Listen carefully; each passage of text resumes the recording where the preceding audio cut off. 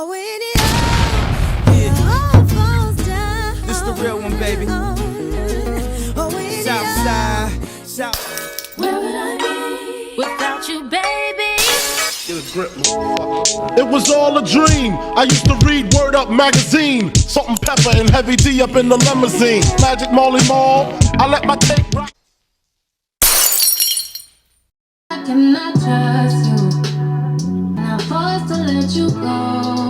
All my time thinking of all your. I think you should know that, baby, you're the reason I may never see you again. I hate when the summer ends. Always be disappointed 'cause you're insecure. I spend all my time thinking of, but that doesn't stop my show. And I think you should know that, baby, you're the reason. What is going on?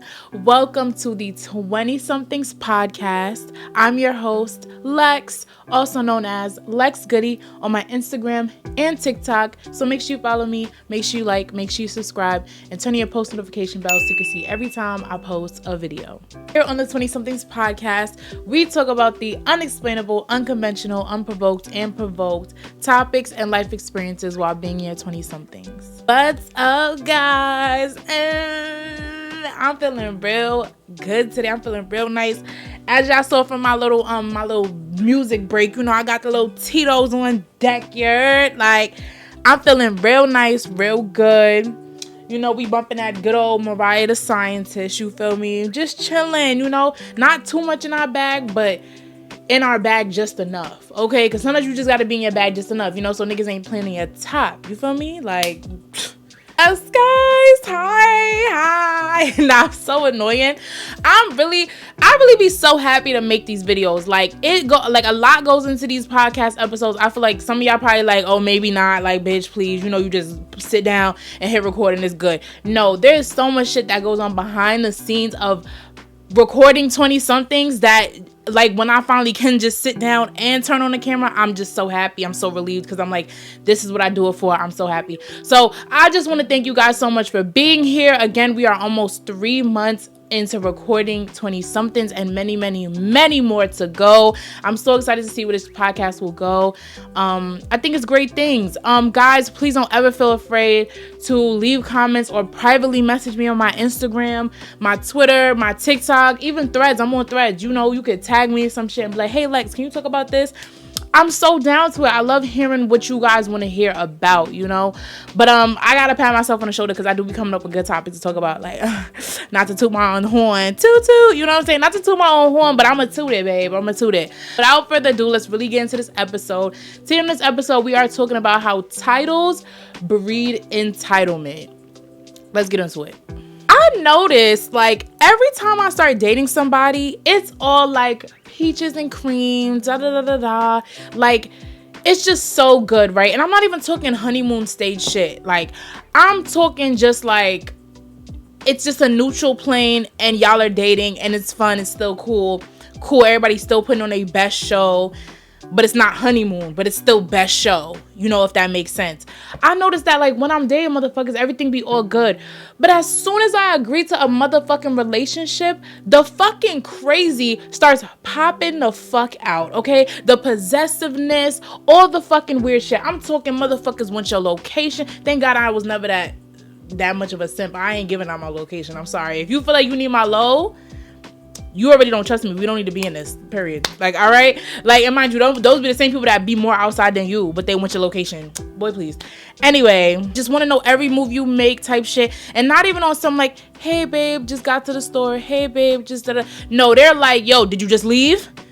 What you just ate? You going with your mom? Oh, I thought you was going to go with your brother. Oh, what time church start? You said church started at 11. It's 12. Like, yeah, like crazy shit, bro. So much so they even want to know shit down to like what's in your bank account. Like, I've deadass had that happen to me. Motherfuckers be wanting to know what's in my bank account. Like, yo, so how much you got right now? Okay, bet. So we got. Why the fuck? I'm not telling no motherfucker what the fuck is in my bank account. The fuck? Like, it always confused me because, like, for me, I never expect nothing too different when I get in a relationship with somebody. Like, of course, obviously, like, a little bit, like, you know, a little bit more respect, probably make me a little bit more of a priority and shit like that. But not on some, like, oh, your mother gotta go sit in the back seat and, you about to go to your little brother's funeral? Fuck out of here. You was supposed to come take me on a date. Like, never that. Like, never that. I dragged it. But speaking of that topic with who goes in the back seat, the wife or the mom, honestly, I feel like it depends on who's getting out first, like who's getting dropped off first. Like if your mother's getting dropped off first, she can get in the back seat. But I feel like it all depends. But if we all going to the same place, I'ma still get in the front seat. I just feel like wife in the front seat, I will gladly open the door for your mom. Like I will gladly be like, hey mom, how you doing? Open that door for her. You comfortable? You good? The air conditioning good back there? Ask her how she feeling. But I don't even think they think about it that much. You feel me? Like, I think when it comes to girlfriend, maybe you might want the girlfriend to get in the back. But wife, and this is our car, and we just came from get in that back seat. Or I might ask. I might be like, you want to ride in the front? Da-da-da, and take it from there. But honestly, if we coming to pick mom up, I'm in the front. I'm not getting out the front to put your mom in the back. I mean, I'm not getting out the front to put your mom in the front if I'm running the front and we coming to pick up. So it all depends on scenario and situation. That's just how I think. But anyway, back to the topic. It's just sad because it's like even people like it even applies to people in higher positions, like people that's just like managers, supervisors, whatever. It's like they really be feeling like they're so much bigger than you for their little $2.50 extra of a raise. Like, bro, you was just sweeping floors just like me. Now you think you so please. Like, but that's predictable. You know, we all know that managers just be having big ass heads, big ass egos. But it's still unfortunate because it's like it's if you did not have that title on your badge, you would not be moving like that. And it's just so crazy how one little word, like the word manager, supervisor, CEO, head lead, general manager, like it's crazy how those words can literally change somebody's whole just outlook to how they look at people that is so-called beneath them. Like it's like, what the fuck? I also thought on this interesting topic, like, you know how famous people, we've heard it before, like famous people will be like, oh, it's not that I move funny to the people around me, the people around me start moving funny to me. I agree with that. Like, I definitely agree with that.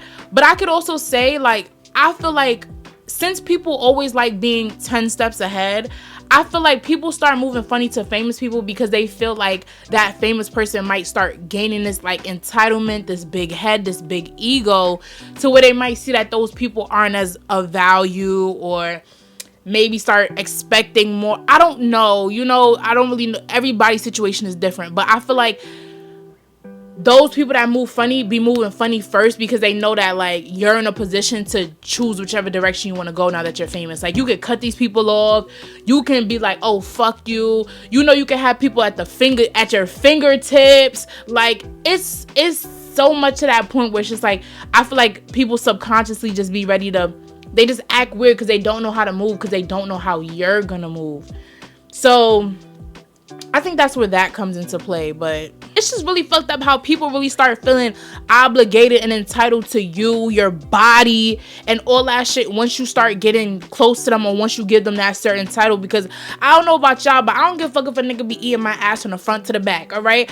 I'ma show y'all why Riri ain't the only bad girl. You see me? Like, I'ma show you why Riri not the only bad girl up in this bitch, okay? I don't give a fuck. I will cut your ass off. I will show you that you're replaceable. I'm quick for that.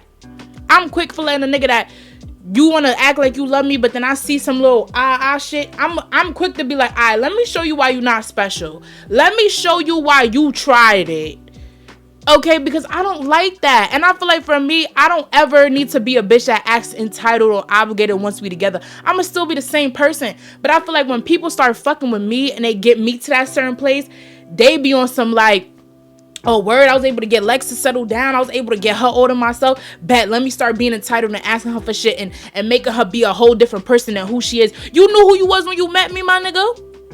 That's how, and this is why I got no mercy. Because it's like, if I'm already coming off the gate as who I am, and then you trying to change me, nigga, I don't care about what you did. I don't care about what you licked on. I don't care about what you bought me. I'm out this bitch. You got me fucked up. We're just nobody's child. Like, even your parents at a certain point can't expect nothing from you. Like, you feel what I'm saying? Like, you can expect a little bit from them because it's like you made that conscious decision to like almost kill yourself to bring me here. But when you talking about relationship shit, bro, we don't own anybody. But the same people that be like, oh, you know, make you feel like you're an awful person if you don't treat them right. Newsflash, half of y'all motherfuckers is out here is annoying, condescending, dirty, broke, ain't shit. Just because I don't want to fucking be obligated to you, do not make me a bad person, honey. All right? Because a lot of y'all be having abandonment wounds. A lot of this shit, a lot of this entitlement shit be coming from, oh, because your mother wasn't there for you. Now you get a bitch and you tell her your story. Now she got to be there for you so it won't make you feel like how your mother made you feel. Hell no. The fuck? That ain't got shit to do with me. A lot of people be expecting shit and being entitled to shit because it's a lot of shit they can't even get themselves. How the fuck that work? How you think you entitled to your husband money just because that's your husband? Bitch, you broke as hell before he married you. Like, and probably still wouldn't have had shit unless he married you. So it goes for anything else. Y'all be sitting here entitled to, oh, let me see this. Let me know this. Where's your location? Where's your this? Mind you, y'all niggas don't even got a pot to piss in. I know where your location at, bitch. Cause you hopping from motherfucking couch to couch. You staying at your auntie house. Of course you want to know my location. Cause you hopping from couch to couch. You feel me? Motherfuckers just be wanting to be entitled to shit that they can't even get themselves. What the fuck? I truly feel like the problem with entitlement and where that comes in is because people be so scared to start over. People be so scared to be vulnerable with transition and with new people that they feel like, oh my God, let me hold on to this one thing. Let me just fucking suffocate this one fucking thing because I don't know what I'm going to do without it. I don't know myself outside of this shit. A lot of this entitled shit be self issues. Motherfuckers need to self-reflect. Why do you feel like you are entitled to another human being's body, property, money, lifestyle changes and shit? Like, why do you feel like you're entitled to that? So, like I said, I just feel like entitlement be coming from a lot of internal shit and internal insecurities that people be having. They feel like ain't nobody, they can't hold themselves accountable to certain stuff. They can't have expectations of their self to be successful. So they're like, okay, let me leech off of somebody else's success. Let me leech off of somebody else's love and what they got going on in their life, because my life is not that interesting. Because to me, nothing that really loves you is gonna make you feel entitled to it just to keep it. Like, I know for me, if I really love a nigga, like if I really, really love you, bro, I'm gonna want the best for you if I'm in your life or not. Like, if we not together on that intimate way, or if we just platonic, I'ma still want the best for you if I really fuck with you as a person. But some people be like, no, I don't want nothing good for you unless you here to share it with me. I don't want you to have no good life unless it's here with me. What the fuck type of voodoo witchcraft bumbleclot sitting this say y'all? What in the fucking hating ass weird shit y'all niggas be on, bro? That is the most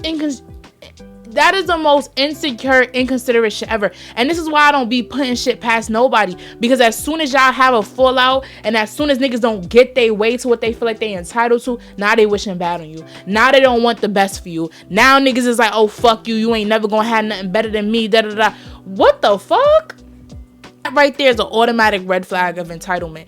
And when you kick them people out the door, don't look back and don't feel bad. Because like I said, nobody that loves you is gonna make you feel like you don't deserve a good life, even if they wish you or not. Like, niggas is gonna want the best for you regardless. All right, so stay safe out here, guys. Understand that people coming in all types of clothing nowadays. It ain't even with the sheeps. Niggas is coming as the pigs.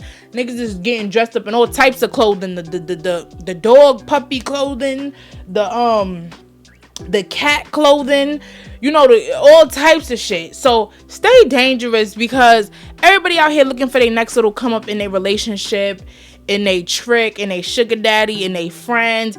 Everybody just looking for a come up, a reason to be entitled to other people's money and their resources. So Stay woke, all right? Stay motherfucking woke.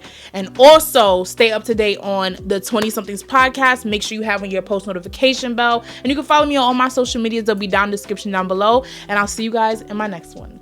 Bye. Mwah.